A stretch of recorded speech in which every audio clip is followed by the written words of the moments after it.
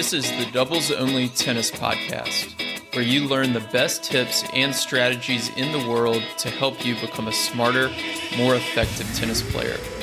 You'll hear interviews with Pro Tour doubles players and coaches, including easy-to-use lessons to improve your game and win more matches. My name is Will Bocek, founder of the Tennis Tribe, doubles strategy coach, and host of the show. Hey everyone, welcome to the show. Today we have Uros Budimac on, a tennis coach in Canada. And I'm excited for this conversation because you're not only a tennis coach, but you're also an author. And I was reading your bio earlier and it said you're certified in Canada, the US, and Spain. Is that right?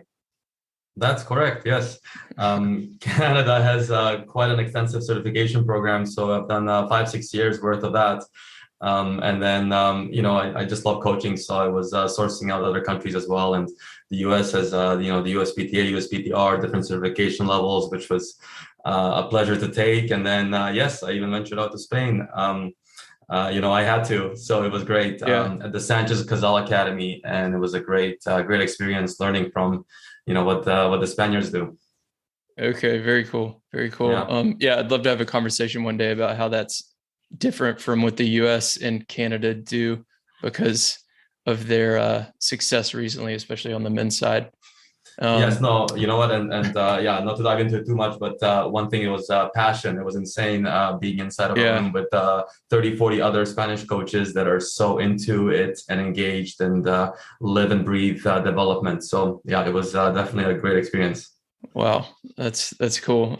But y'all are doing a great job in Canada as well with all the good young players there. But anyways, I digress. So we're here today to talk about your book. So here's the copy for people watching it on video. It's called Mine, an Illustrated Guide to Women's Doubles. And the title, having women's doubles, I think is almost a little bit misleading because it applies to definitely my own game as well. But definitely. Women's doubles, mixed doubles, any sort of club level doubles and even higher. There's a lot of really good tactics that we're going to dive into here. But before we get into each of the situations that I want to go over, I wanted to start with the first sentence that you have in the preface of the book, which is change is uncomfortable. So yes, what does that mean to us as tennis players, and why did you lead with that? Oh, great question. Change is something that we experience daily, whether it's on the tennis court, whether it's in personal life, whether it's with our body, with our thoughts. No matter what we do, we're going through change. And change resembles the unknown almost, where you're not quite sure where you're going when you start changing something. And, in tennis, in order to keep moving forward, you are having to adapt, having to change little things here and there, having to push your boundaries, find that discomfort, find that level of uncertainty and live there and be completely fine with it, knowing that you don't know what the end result is going to be or what it's going to feel like. So change takes time. It takes trust. It takes working with someone that you can believe in as far as where they're taking you. And, in my experience, I've been coaching for just over 20 years now. A lot of successful tennis players are very comfortable in that environment of change. And I just wanted to let readers know that, hey, this isn't easy. Making changes, improving, going forward in your game isn't something that just comes to you without any sort of sacrifice of comfort. Mm-hmm. And it takes time, it takes patience, and but it's the only way forward. So finding that comfort in change and even though it's uncomfortable, finding that space of, hey, I'm okay living here in this environment where I'm adjusting things. Some things are different than usual. It's really the only way forward. So I hope that many readers of the book find it useful that way, that they can improve their own game. But also, there's a lot of really hands-on things that they can grip to and understand and fully go through in a simple way of reading a few things and then also seeing the illustrations. Right. That makes a ton of sense. One thing that came to mind, actually, let me ask you a follow-up question to that before I Sure. get to my little spiel. So you mentioned that for some players, change comes easier than others, and some people are more okay living with that kind of uncertainty. Uh, how do you coach a player who is more comfortable with it versus less comfortable with it? How does your approach change um, for a player who, maybe they get out there and they're just kind of set in their ways and they have trouble with change? How do you kind of get around that or get over that barrier? Yes, and everyone's unique. Everyone's different, Mm-hmm. I really try and understand the person and what sort of personality am I dealing with in my coaching life. That's really what drives me. Is I go out there and I'm working with people. I'm coaching people, and I'm coaching them how to play tennis and how to improve, how to become more confident, how to be better positioned, and so forth. But the primary coaching happens among between me and another person. So you know it's about defining what it means to get uncomfortable. And when someone is really holding on to what they have and they're Mm-hmm. afraid of change or afraid of mistakes, it's a matter of just making them understand that without any sort of discomfort and change, there's not going to be any improvement. There's no way to go forward in your tennis game and improve unless it starts to feel a little different, right? And I often say, if it feels the same, it is the same. Right. And we don't want it to be the same, because if you're on a trajectory of improvement, it does need to feel different as you're moving forward. And then you get to a point where they're comfortable, and then you want to settle there for a little bit, and then you keep pushing them forward again to create discomfort again and change and more improvement. With someone that's very strongly hesitant of discomfort or change, you can see that Mm-hmm. because right away they make an error during a few repetitions and they're going back to their old ways because they're going, oh, I don't want to miss that, or I'm so afraid to miss it. And as a matter of Right. fact, I encourage my players to miss. You have to have mistakes so that you know where your boundaries are when you're making changes. Right. And it's a matter of pushing them slowly, small step by small step, so that they feel success.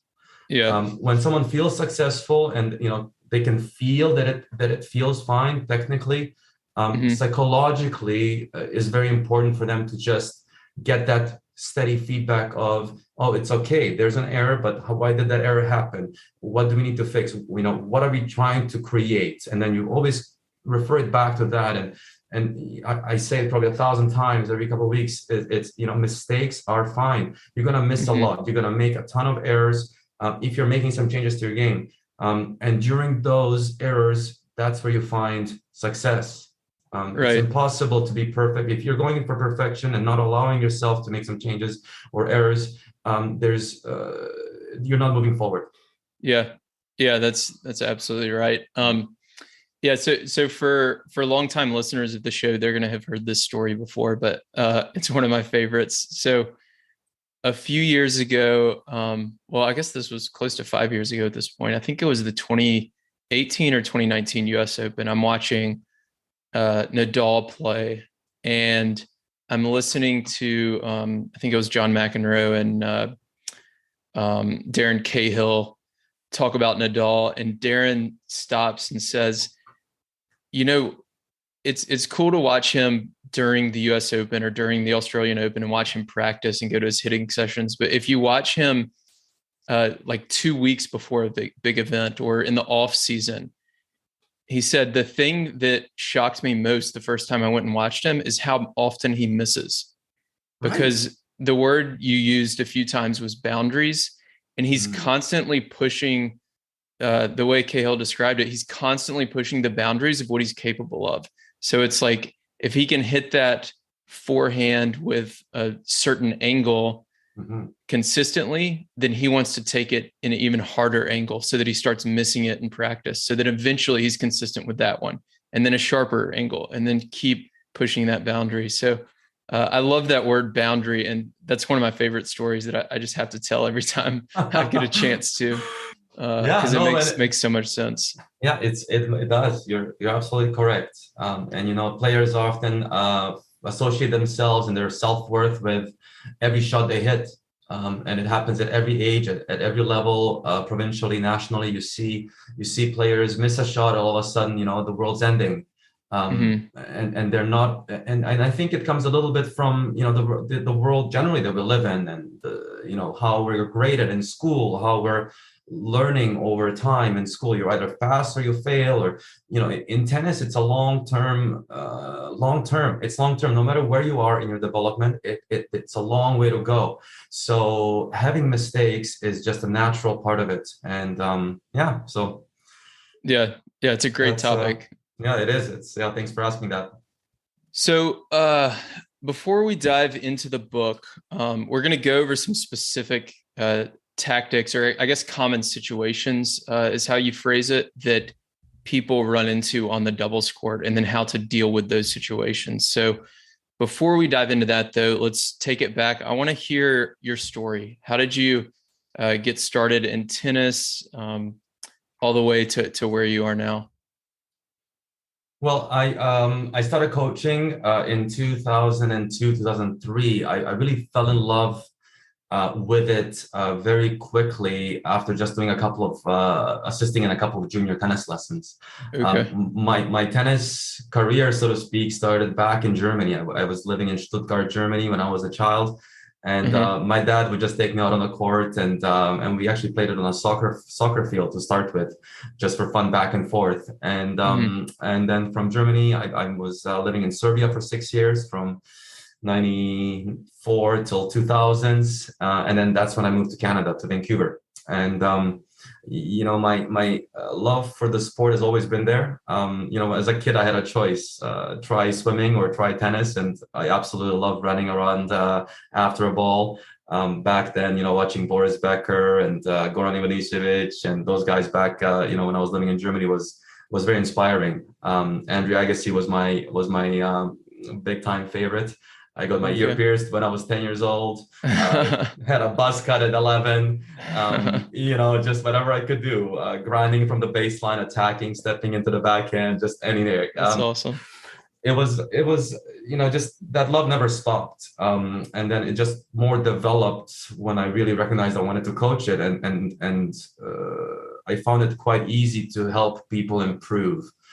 It's a Hmm. different world, playing and coaching, completely different worlds. But I really enjoyed the challenge of how can I get someone better that comes in front of me that day or that hour or two.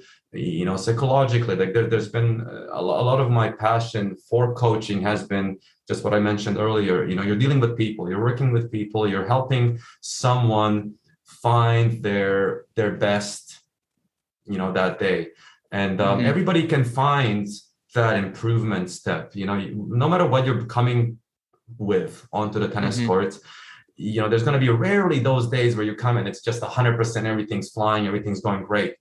Right. Most of the time you're going to be struggling. Most of the time you're going to get on the tennis court, things are not going to feel right, your back is going to be stiff, your hamstrings are going to be tight, your timing is off, your head is maybe somewhere else, at work or wherever. So having that privilege and the gift of being with someone for that hour, and having them having my full attention, as well as them having me having their attention for that hour or more,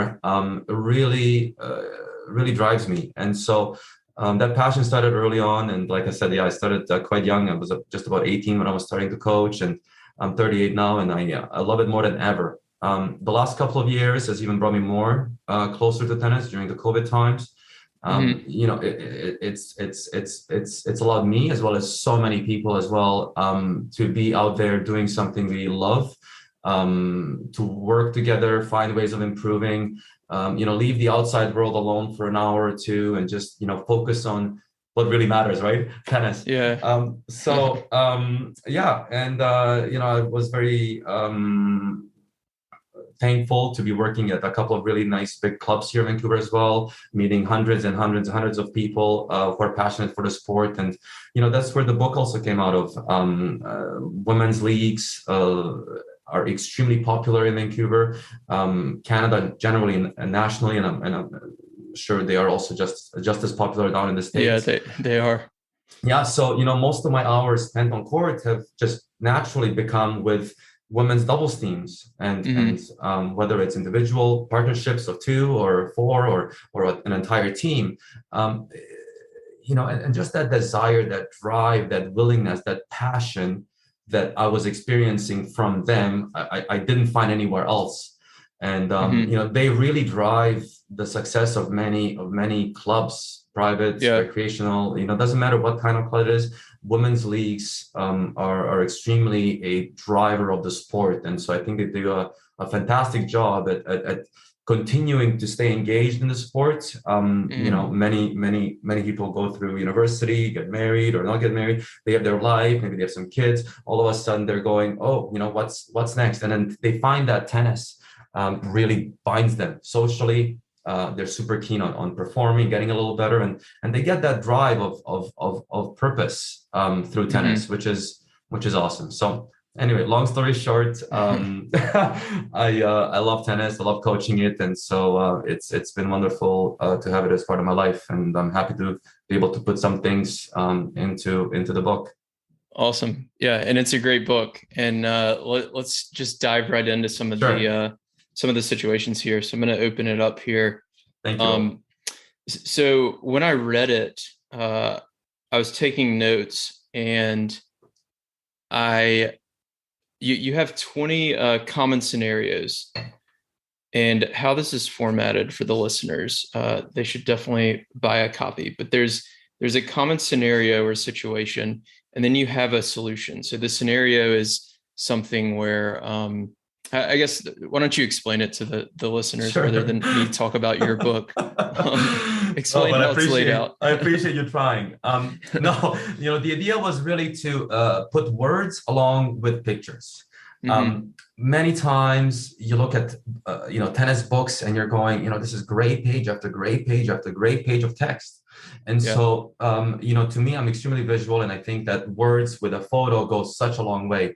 And then as I was going through the scenarios, these are the most commonly repeated coaching points that I've experienced in the last 20 years, basically, of my coaching career. So it's things that I kept repeating and I just said, I'm going to put this in a book so that people can read it. I'm just, there's a lot of situations that just are so common for doubles teams. Yeah. And so every scenario, so to speak, out of the 20 starts with a situation. So it's explained, here's what's happening. Here's what I see most often happen. So that players can relate to, oh, is this really happening to me? Or, oh yeah, this is, something that we experience as well. And then there's a solution to that situation. And then there's some side notes that allow you to help improve that specific situation. And then besides the illustration as well, and like I have one over here, then I also have, I don't know if you can see that there, but the idea is that you'd have also quick notes.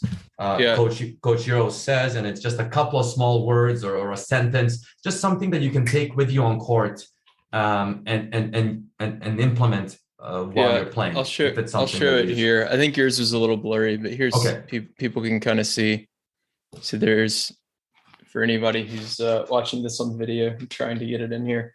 So there's like images with arrows on like how to move around the court. And then there's the text on the other side. So yeah, the layout's really, really nice. And Will, I just must say as well, Lou Dahl, who did all the illustrations for me, she did an incredible job. She's not a tennis player at all. So me and her would go at 6 a.m. into an empty facility, and we would position these angles. I would position myself. She would run from her camera over to the other lines. And, we would just try to recreate these scenarios so she would understand, hey, here's what I'm trying to convey.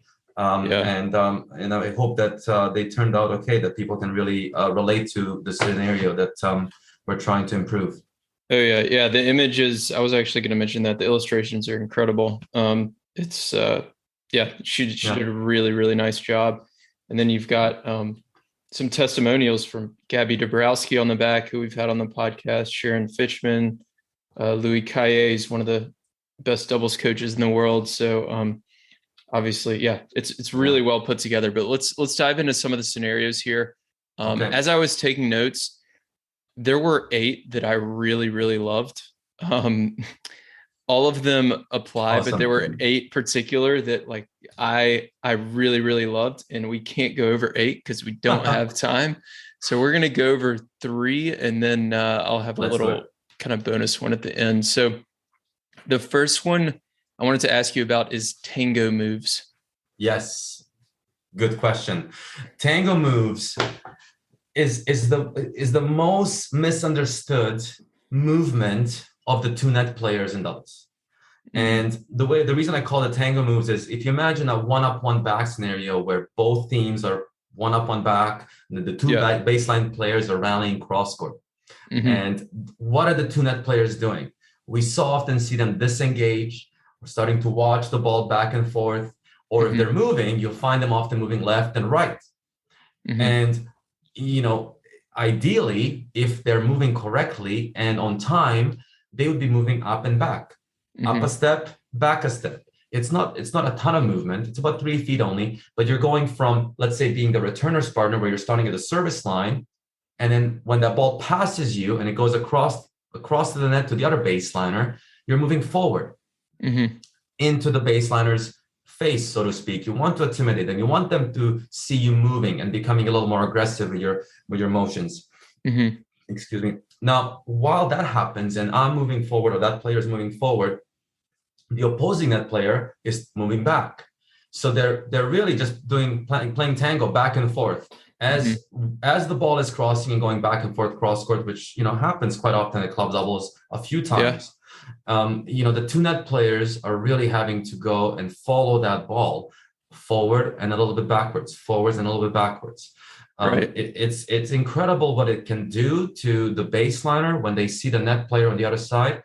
Just take up, hop forward, an aggressive step, while at the same time the net player becomes Mm-hmm. activated. That means their mind is in the game. They're psychologically ready because they're at it.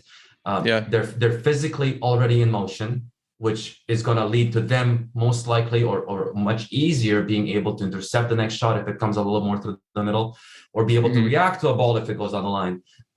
Too often players will make that mistake of just being more static, not moving as much, disengaging, and Mm-hmm. it becomes like a movie.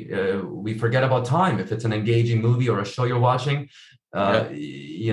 When I'm watching Ozark, a half an hour flies by, because I'm engaged, I'm entertained, right? And Yeah. so when you're doing the same thing on the tennis court, you become a spectator. So you really got to get moving up at the net. And for those that are saying, oh yeah, what about the lob? You're probably moving at the right time. You're probably moving a little late. You're charging, you're overrunning forward, and then they can Mm-hmm. lob you. But if you do this Mm-hmm. at the right time, and the right amount of movement, you'll be just Mm-hmm. fine. Yeah. Yeah, absolutely. So we're moving kind of with the ball, right? The ball comes back to our partner and we're backing up. And then as the ball crosses the net, we're starting to move forward. Um, Correct. one thing I would add is it also moving forward makes it an easier volley if they do come at you, right? You're a little bit closer to the net. Um, Definitely a Absolutely. super common mistake that I see, and I'm sure you do too, is players let the ball drop too far and they end up hitting a volley down at their ankles or below their knees, and then they do a shadow swing afterwards as if they had the wrong technique, when in reality they just need to step forward 2 steps and then they would have made the volley. Correct. Absolutely. Absolutely. But by having, as soon as you basically realize that the opposing net player didn't intercept, Exactly. Yeah. that's when you take that step forward. And Mm-hmm. by doing so, you're already now in motion, you're Mm-hmm. engaged, you're moving, and you're much more inclined to continue moving if you're in that state psychologically, physically. And, as you're moving forward as well, if you do it properly with the right technique of your ready position, your arms will also and your hands will go a little bit more forward, just Mm-hmm. to start reacting and thinking of, what is it that I can get to next? Mm-hmm. Yeah. So So would it be fair to say that you're kind of shifting between like defense and offense in this situation? yeah, very much so. Yes, if you're at the service line, you're not playing defense, but you're a little further back because you are potentially expecting defense. And so, by standing there in that spot with, at the service line, you're much more able to react if the opposing net player intercepts that next shot and hits it towards you or somewhere to the middle. So you're definitely in the mentality of more, if the ball is coming back, can I just react to it? Can I bounce it back? Versus when you're a little bit more forward, you have more of an aggressive mindset. You're trying to get to the next ball. You want that next ball. That's why you're going into the court more, because you can cut off the angle better as well. Okay, got it. And then what about lateral movement? I definitely, I see a lot of players, like you said, not moving forward and back a lot, but I also see a lot of players who only move forward and back and never move laterally. So how do you think about that? How do you teach that? The way I like to think of it is, you always want to be moving up and back no matter what. And then there's the shifting to the left, a little bit to the right, or maybe you stay forward, depending on the opponent's contact point. Okay. So the way I like to think about it, let's say I'm at service line and now my partner hits a shot quite wide. And the opponent is now moved out of the double sideline, completely off the court. My movement isn't just straightforward. Yeah, because now I have to cover that angle more to the left, let's say if it's on the do side. And so, how I like to think of it is move forward as if you want to go and shake hands with the person that's just about to hit the ball. So, that way it clarifies that you're not just going straight, you're not going left, you're really going into the direction of, where is their contact point? That's where I'm going towards. Because realistically, that is the middle of their possibilities of their angles in the next shot. So no matter where the opposing baseliner is, take that hop, take that step towards them, like you want to shake hands with them, not like you're just shifting to be in line with them. Got it. Okay. And that's why, then I guess that's why, playing through the middle of the court, it can be so effective, because then that net player can be a lot more aggressive, right? They can start to shift more towards the middle of the court. Absolutely. Yes. If it's, let's say, a T serve that you're reacting to as the net player of the person next to you, you're definitely a lot more in the middle, because you're going towards, again, the baseliner. And it makes sense that they now have less angles to the sides of the court. And one more thing to really say about that is, no matter what you're doing and how you're moving is, often what I see is players protecting that doubles alley way too much. And then that's why they're shifting often to the left quite early. And by doing so, if you're just shifting left instead of going forward and left, for example, you are leaving your partner at the baseline alone to cover 80% of the court. You're not being helpful. And the middle is the biggest opening. So you want to protect that first, and then see, can you cut off the angles if the ball does go wider? Sure. Yeah. I like to tell people, make them beat you down the line a few times before you start covering it, because it's definitely a low percentage shot at really every level of the game. And then what I like to do personally is kind of adjust based on how often they're making it. And I want to give them the down the line shots so that they can make it about 30% of the time. I'm okay with that.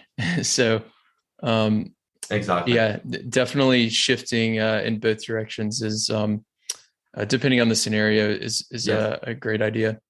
Yeah, no, definitely. And that down the line just hurts people more. And so they get passed once, and all of a sudden that emotion is stronger, because they're going, oh God, I shouldn't have I let my partner down. Exactly. Like, I didn't cover my alley. Versus when we get passed through the middle, we're both somewhat okay, because we can both look at each other and go, oh yeah, we didn't get it. Too bad. But at the same, I fully agree with what you said. Cover that middle, let them pass you occasionally down the line. And, if they're doing it successfully all the time, they're either above your league, or you've given them really easy shots that they can make successfully, regularly. Right. Exactly. So let's dive into the next one. So I had, I had pop and hop on here, but we're not going to cover that one. Follow the ball, we kind of covered already. Sneak attack, I wanted to, but that was not in my top three. That was probably number Okay. four. Sneak Uh, attack. Come on. I thought you'd like it's sneak attack. Oh, I do. I like it a lot. But the one I wanted to cover instead was first things first, volley. So talk a Hmm. little bit about that one. Hmm. It's when players are playing and wanting to get to the net. Hmm. Quite often from the baseline, let's say we are in that same situation we just talked about, rallying cross court, and now I'm the baseliner. Um, I need to take my time to approach cross court, play my first volley, and then recover for my second volley and look to be more aggressive. Hmm. So first things first, let's make sure that that volley is a solid first volley, that is a consistent shot that's placed cross court or wherever you're, depending on the situation that the opponents are standing in. Hmm. However, what we don't want to do is rush through the attack and try to do too much with the first volley, Hmm. because too often players will lose quality on their approach shot because they're rushing to try to get to the net. But remember, just getting forward, getting to the net doesn't mean anything unless you have some quality behind that shot.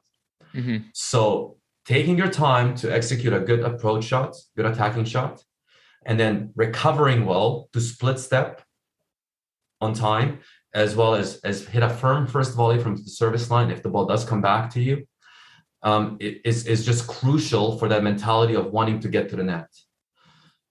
Got it. So and it's something that players do so often. They're running through both of those shots often, the attack as well as the first volley. Whereas, in doubles, there's two players on both sides, and so they're gonna have the court covered Hmm. if they're positioning themselves somewhat okay. There's Hmm. not much free space. There's not much open on the court, so you have to be okay with just playing a shot, recovering, playing a next shot, consistently with good quality, recovering, seeing Hmm. how that game and how that point develops, rather than trying to force it, rush it, hurry it up in a way that never ends successfully. Yeah. Yeah. I think one of the reasons I picked this one is because I see so many people struggle with this transition to the net. And Mm-hmm. I do think that's a lot of the reason that you see so much one up, one back at club level doubles, and so many people kind of hesitant to move forward. Even when they get a short forehand, a lot of people will kind of shift backwards just because they're so much more comfortable there. And Yes. I think it might be like a lot of it in a lot of cases might be because people are trying to do too much with this first ball. And Mm-hmm. they're getting too excited to get forward, which can cause either an error or a mishit shot or just a low quality volley, Yeah. or half volley like you're talking about. So Mm-hmm. um, so that makes a Absolutely. ton of sense. So we hit this kind of transition volley, move forward. When should we be looking to be more aggressive and really finish the point or go for a winner? Mm-hmm. And the way I like to think of attacking, or there's different ways that someone could attack someone Hmm. else. So, there's, assuming, let's say I'm just staying at the baseline and I'm hitting a ball at 50 miles an hour, or I'm hitting it at 70 miles an hour. I'm attacking you with a 70 miles an hour ball because it's faster. So I Hmm. can hit the ball, harder from the same location, and that's one form of attacking. Hmm. Then I could move forward, I could just move closer to you, hit a 50-mile-an-hour ball from the baseline, or I can hit that same 50-mile-an-hour ball from the service line. And you're going to feel Hmm. more attacked because I'm closer, so you have less time. Right. Or I can just precisely place that shot. I can hit it, high over the net player's head. I can play an angle. I can placement. And Hmm. so, in doubles, you also have that ability to attack someone just with your recovery and your positioning, which is Hmm. partially the taking time away from the ball, Yeah. and putting pressure on the opponents by moving as a team. Hmm. So you are really looking to find one of the ways to attack, however, not all three, four of them at the same time. I cannot move also closer to you and hit the ball harder. Yeah. because it's most likely going to result in an error. Let's say if I'm playing a volley at the service line versus a ground stroke forehand at the baseline. Sure. My volley will be softer, most likely than my forehand. But Right. I'm placing it, or I'm also taking time away from you guys. Yeah. So there's two ways that you will be attacked with a ball that I'm going to play from the service line with a volley. Now, players will often try to attack the ball harder because they're going, oh, this ball is a little shorter. I better attack it. I better kill it. Mm. Right. So they're going to Yeah. they're going to try to go for a giant angle. They're going to try to hit it super hard, and they're going Yeah. to try to run in. Yeah. Right. And then of All at the course a same mistake time. correct. Yeah. Yeah. And then a mistake happens. Yeah. It's hard to add all of these on. So I think there's a time to really put pressure on the opponents. Anytime you really can, you feel like you're set up well, you're positioned well, the ball is in the right spot. You always want to put pressure on them in some way, shape, or form. Hmm. However, winners are results. It's Yeah. an outcome. If I'm playing against, Gabby Dabrowski doubles, I'm most likely not going to hit a winner off of her, Yeah. if she's covering the net quite well. Hmm. So if that's an outcome. Doesn't matter if I'm playing well or not. I'm trying to play my best shot for that particular situation. And Hmm. so if I'm attacking, I'm gonna try and attack. I keep attacking without that expectation of, oh, I'm gonna attack and hopefully she doesn't get it. Yeah. Because that's an expectation that's unrealistic. You can't expect to hit a winner. You can try to hit a winner. You can do your best shot. You can do the best placement, best power execution, setup, all of that. But really, and it may result in a winner. It may result in an error on your side, but quite often it will result in an unforced error by the opponents, particularly in doubles, Hmm. or a forced error, Yeah. unforced or forced, but most likely they'll make that error. So if you're out there, be careful about chasing winners because you're going to be disappointed. Yeah. At the end of a match, it's not the amount of winners that's going to win you the match. It's going to be your consistency and then the forced and unforced errors by the opponents. Now, of course, Yeah. the closer you get to the net, the easier the volley becomes. All of that, also, all of those are extremely high percentage situations where you will most likely hit a winner as a result. But it's just really taking your time, and this scenario talks about that. Take your Yeah. time in that transitioning by coming to the net. Don't rush it. Right. Yeah. A few highlights from that. So the winners and errors is such a big one. And when Yes. you look at the data, I think last time we chatted, we talked about uh, my work with tennis analytics and Warren Pretorius, Yes. as well as Craig O'Shaughnessy over at Brain Game Tennis, and uh, they've analyzed what is more correlated with winning: more errors or fewer errors or more winners. And the answer is fewer errors. So Mm-hmm. if you're going to pick one, you'd rather make less errors than hit more winners. And that's true in singles and doubles. So with that in mind, yeah, going for the winner is not usually the best strategy. It's usually going to be not missing and trying to force the error. Um, and Correct. then the other thing you mentioned was um, hitting the ball harder versus taking away time. That's a really big topic that I've thought a lot more about over the last few years. And you see so many club level players, getting in the cross court rally, and as soon as there's a short ball, they'll try to hit it harder, not Right. softer. It's a short, high forehand, so that means this ball needs to go harder. But you've already stepped into the court, so you've already taken away their time through that. So you don't need to get the ball over there faster. It's already going to come back faster because it has a shorter distance to travel.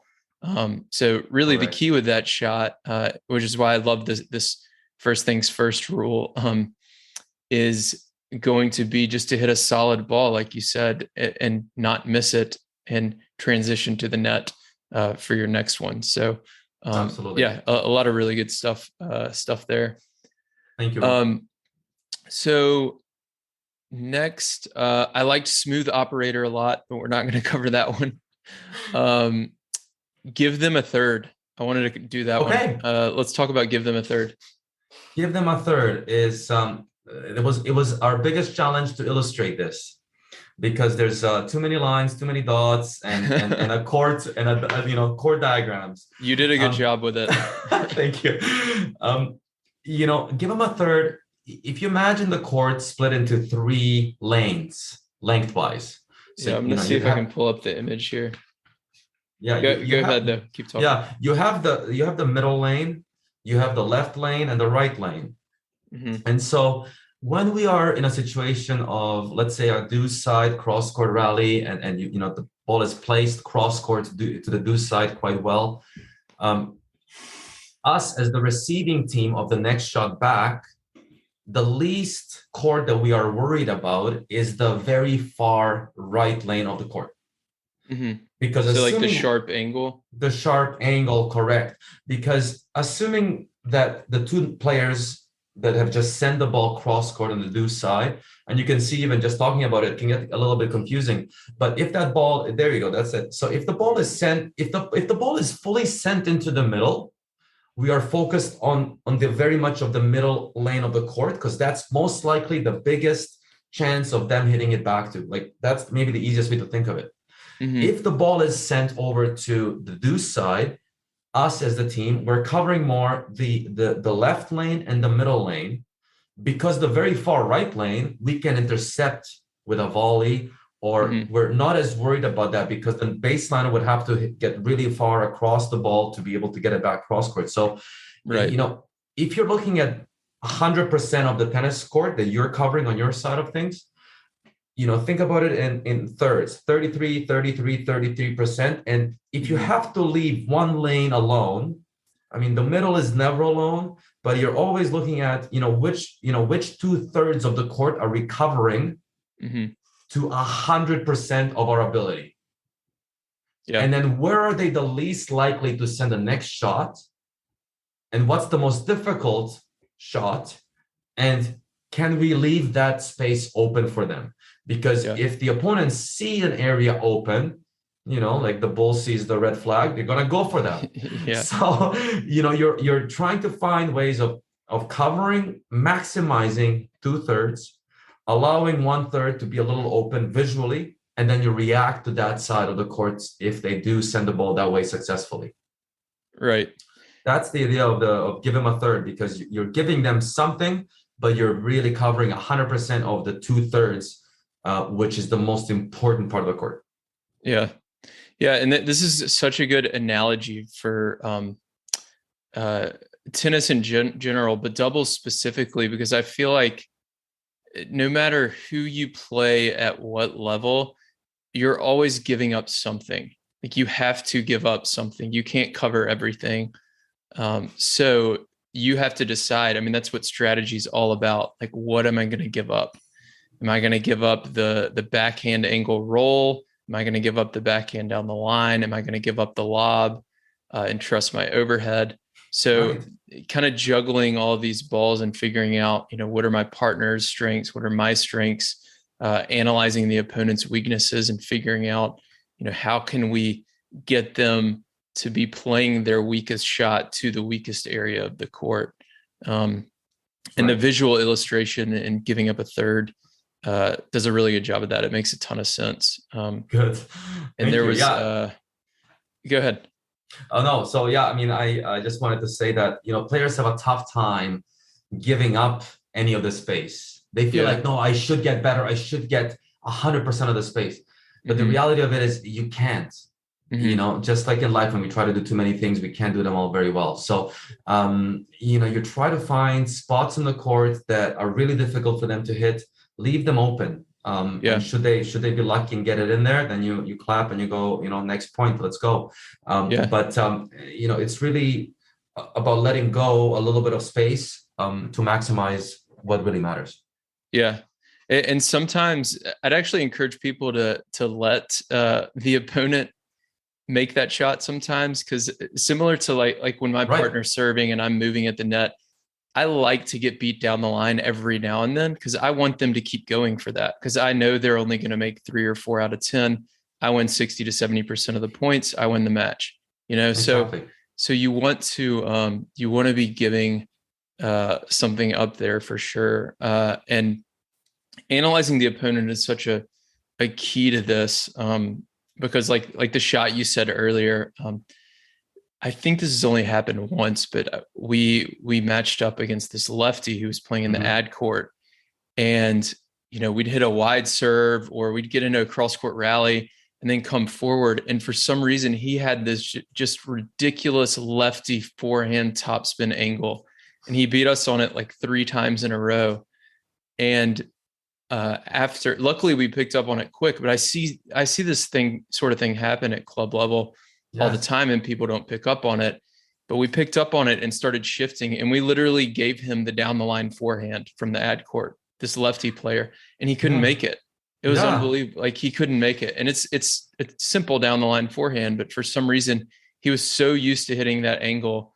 And I played the ad court, so I just closed the net off. And so you really want to adjust to the opponents and kind of notice what they like to hit as well. Exactly, 100%. There's a lot of rules and thoughts on what we should do when we're playing doubles, but it really comes down to you and your partner playing against the opponents and what works. And I love what you just said there. You guys had your strategy, you had your game set up, and you recognized something, and then you adapted and adjusted to it. So, and you let them pass you 3-4 times before you did that. So I think it's important that, players do try to stick to their game, to what they like to do, to find their own groove first. And then if you're getting beat a few times, not just once, let them have it once or twice. If it continues to happen, then you need to look at it, whether you change the serve and you serve down the tee to his backhand or her backhand, or whether you play Australian, where you place your partner in front of you, and then the player has to go down the line on the return of serve, or whether you do what you guys just did, exactly, let them have the down the line. So it's important to make those adjustments as a team, depending on who you're playing against. Definitely. Yeah. So last one. This is a bonus kind of for the listeners. It's the last scenario. Enjoy the grind. Enjoy the grind. That's my favorite illustration. Tennis is a grind, a great grind, because it's when I say grind, I mean it's work. It's super fun. It's work, and we gotta find joy in establishing our game every time we get out there and play. So, for anyone that goes out there and just goes, oh yeah, today I'm just playing my very best, I'm loving tennis, I love the sport, and then tomorrow they'll come back out and they'll be disappointed, because it's highly unlikely they're going to find that same rhythm, same feelings, same type of performance day to day. Right. And like I said earlier as well, there's going to be one or two out of 10 you're going to play great. 1 or 2 out of 10 you're going to play horribly. And then there's about 6, 7 in between there, where you're going to find that grind, find that joy in getting your performance up from wherever it is that you are when you start. Yeah. And so, finding your rhythm, finding your timing, finding your footwork, getting your head into the game. All of those things in a way could go wrong. And you take one of them away for some reason and your game is off. So, enjoy that tennis is a highly complex game. It takes time to really get your performance to its maximum, and just, enjoy the process of that. Winning or losing a match is one thing. We all love winning, of course. However, at the same time, I feel like, tennis has done so much for so many people, and people that play doubles and are listening to right now are most likely playing sport because they love the game. They like being out there playing the sport, improving, finding new things to try or to work on, connecting with players, meeting new people, improving, so forth.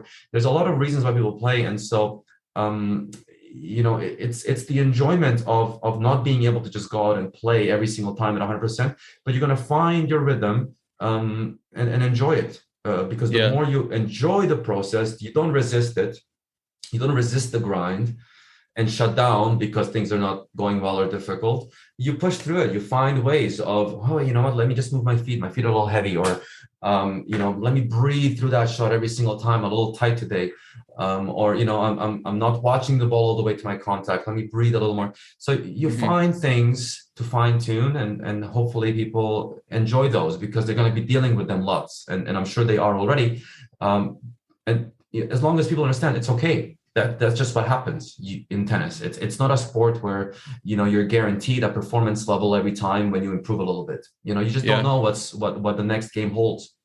Yeah. Yeah. I like the 1 or 2 out of 10 analogy there. And yeah, I mean, it's funny because the more you, I think, enjoy the grind, the better performance you'll probably get anyways. I know Yes. I play my best doubles when I'm really enjoying the process on the court of problem solving and just like analyzing as much as I can the two players on the other side of the net and really trying to figure out, oh, when I serve body backhand, it's going over this part of the net. So we're going to switch to this formation to do, all these different elements of the game and trying to factor in the speed, the time, the spin, all this stuff. So Exactly, exactly. Those are such beautiful things about tennis, isn't it?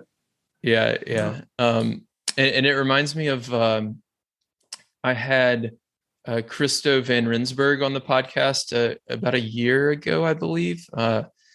He was a pro doubles player, and the analogy he used was like riding a wave. So he said there's certain times in the match where you're going to be on the wave and everything's going right, and you're riding the wave, but then you're going to fall, and then you have to paddle back out. And Yes. he said the key is to see how you can figure out how to spend as much time on top of the wave as possible and paddle back out as quickly as you can too. Yes. So it's So he was describing grind there, right? yeah, And exactly. just to give you a reference, I mean, here locally in Vancouver, there's a mountain called Grouse Mountain, Uh-huh. and it's called the Grouse Grind because there are stairs that can take you up all the way. So it takes about, depending on how fast you are, some people do it in a half an hour ish. Some people take an hour to an hour and a half or two to make it up the mountain. So Uh-huh. that's a grind. You're getting up there, but once you reach the top or stop occasionally and enjoy the woods that are surrounding you, you take in the scenery and you make it to the top there. It feels amazing. So it can be a little painful during the process, but just sticking with it and knowing that's the way to go really Yeah. helps people. Yeah. Change is uncomfortable. Yeah, exactly. uh, We went full circle here. there we go. All right. Well, let's dive into a couple of rapid fire questions and then I will let you go. Sounds good, Will. What is your favorite tournament? Australian Open. Love the Australian Open. I went there in 2008 and I had the privilege of coaching wheelchair tennis back then. So I had a pass to be at the facility, be inside, outside, everywhere, train on the courts, play there, watch some amazing matches as well. And so it was just an overall really pleasant experience. People were super friendly, welcoming. I spent a couple of weeks in Melbourne that year, and yeah, definitely that stuck out as my favorite tournament. Yeah, I think that's probably my favorite too.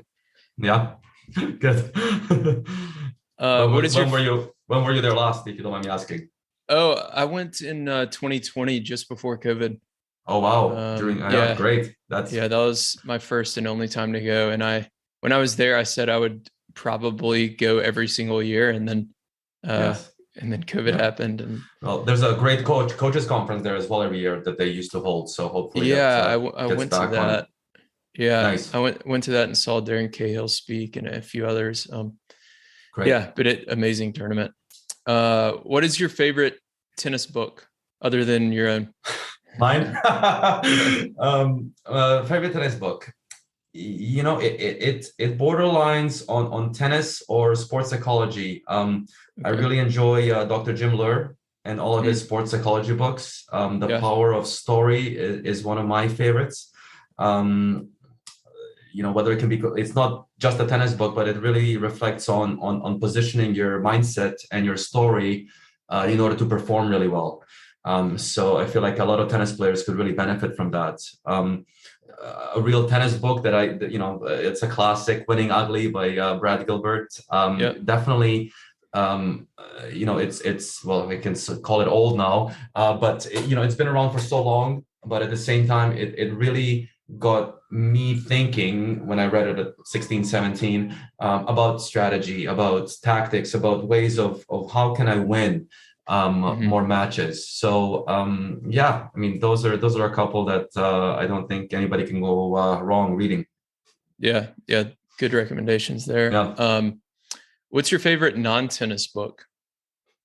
Non-tennis book. I enjoy books that are about the language lots. And so one that I really enjoyed recently is motivational interviewing. Hmm. And I believe the full title is Motivational Interviewing for Fitness and Nutrition. Um, Okay. and but it really goes along in any subject, because you're talking about how to ask questions effectively so that the person that you're coaching or dealing with is really leading their own development and has the right to and the freedom to speak. And we'll find ourselves often in our personal life as well as on the court or in any situation where we are dominating the conversation or telling others what to do, what to say, how to do it, and so forth. And so this book talks a lot about how do you trigger someone to speak in a way that is really centered around them. And I think that Hmm. in this day and age, we can all do a little bit better at listening to others and finding ways of communicating that lets people really express what they feel or think. Awesome. Um, what is your favorite play in doubles? So, for example, for me, I like to poach off the return if, especially Okay. against a serve and volleyer, if my partner can hit the return low at a serve and volleyer's feet, as soon as I see it kind of dip down to their feet, I'll poach Yeah, and I like to pick that ball off. What's your favorite play in doubles? that's great. I love serving from the outside with a with Uh-huh. a with a strong kick out wide, and then switching over to the right side to cover the deuce side. So you could start off with the net player being in the center of the court, like an Australian formation, or you can just have them start right in front of you as well on the outside. But Mhm. I find my forehands quite effective, especially when I was playing a lot more.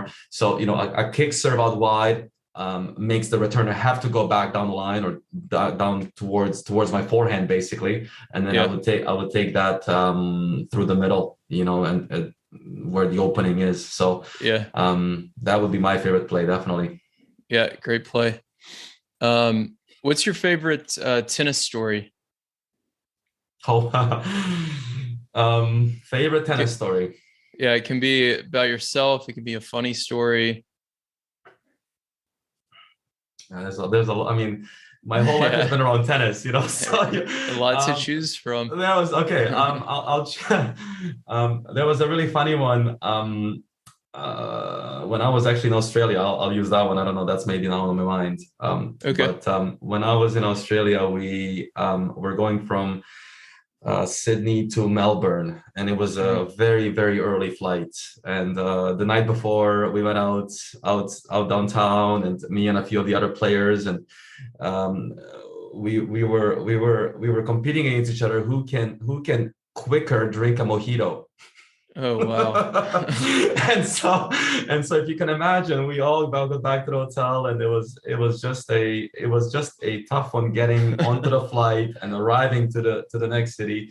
And my player that I was coaching at the time, she was just making so much fun of me, because in the morning after, all I wasn't saying anything to her, she didn't know, Yeah. but there I was going, can I get a Gatorade? All of a sudden I'm buying a hat, then Yeah. I'm getting a Diet Coke, and I'm just hydrating. She goes, "What did Oh. you do last night? How did that go?" So anyway, that's whether it's a tennis story or not, but that's definitely from coaching. Yeah, I don't know if you It's can drink a mojito fast. Sounds difficult to me. well, the other guys, they were all French players, so it was a three, Uh, four of us, and yeah, I mean, you can always drink it faster or slower than someone else will. yeah. So Yeah. Sydney's a fun place to go out. yeah, no, definitely. Okay, last question. How do we make pro doubles more popular? By watching more doubles. That's right. How I do we get think people that to watch more? I think that one part of doubles is I enjoy the exhibitions that many events put on. They Hmm. sometimes almost go a little too far into the mimicking of what a doubles match is. Hmm. You know, What do you when mean you're by that? watching, well, when you're watching some of the highlights on Instagram, or of some doubles exhibitions that Hmm. where players are entertaining, so to speak, they go quite far into the entertaining side of things, where it's a game of cat and mouse back and forth over the net. Yeah. And so I think that, having more professionals actually do exhibitions where, and these may happen around the world. And this is just something that, I noticed recently for myself, is it would be nice to just see live in person more high level doubles, across the world, in maybe not a setting where it's the US Open, because people Sure. come to the US Open and they're going to watch their most favorite players. Sure. So, just maybe creating smaller, exhibition, but really, intense matches for doubles, um, would make it more visible. It's such a beautiful, tremendously entertaining, athletic game that, people just don't know enough about. Hmm. And besides that, I think people like yourself are doing a great job at highlighting what's happening in doubles. Who are the doubles players? How can we highlight them, celebrate them, make them be the bigger stars that they deserve to be? Hmm. Like they just because there's a lot more media attention and more finances in the singles game, doesn't mean that these players can't also be put up on a pedestal, so to speak, when they play Yeah. really well in the doubles game. There's so much free social media advertisement. There's so many events, sponsorship money. There's a lot of ways, small ways to start Hmm. increasing the visibility of the doubles. And then it trickles down all the way to the provincial and national associations as well, to have junior events that are doubles. I mean, I don't know Hmm. about you guys, but in Vancouver, BC, we don't have doubles competition. Kids don't play doubles. And, here we are. We had Daniel Nestor as one of the best doubles players in the world ever. Gabby Hmm. Dabrowski, one of the best players in the world ever. So, there's just little emphasis on the doubles game itself, because everyone's, chasing that singles performance first. Yeah. And so I think that, especially now in this age where kids as well as adults are just more comfortable being out on the court with someone else, being able to high five someone, hug them, cry with Yeah. them, do whatever. You're facing a good opportunity here to create more doubles awareness, because people have an easier time performing potentially if there's someone else with them, and it's a little less pressure. And everyone's dealing with a lot of pressure in this world right now, and finding ways of alleviating some of that through doubles and highlighting how successful and positive it can be, is a good way Hmm. to go. So Yeah. thank you for what you do. I think it's wonderful. Yeah. Thank you. Yeah. It's some good ideas. It's going to take time, but yeah, hopefully it can become more popular over time. Yes. Um, so Euros, thank you so much for coming on. Any final requests of the audience? Where can people follow you, find out more about you? Thank you, Will. Yeah, no, I really appreciate you having me and having this chat. And you asked some really great questions that made me reflect as well on my book.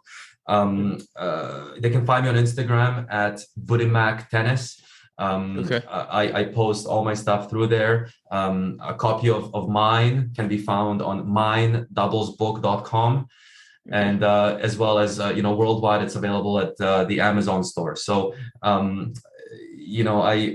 coach out of Vancouver, Canada, but I really enjoy the fact that there's more and more people responding to some of the things that I'm putting out there online as well, on my YouTube channel, where it's almost like an extension of what I'm doing with the book as well. So I'm trying to bring more content and share some of the things that I have learned over my last 20 years or 30 years in tennis, and just really make it engaging, making it accessible.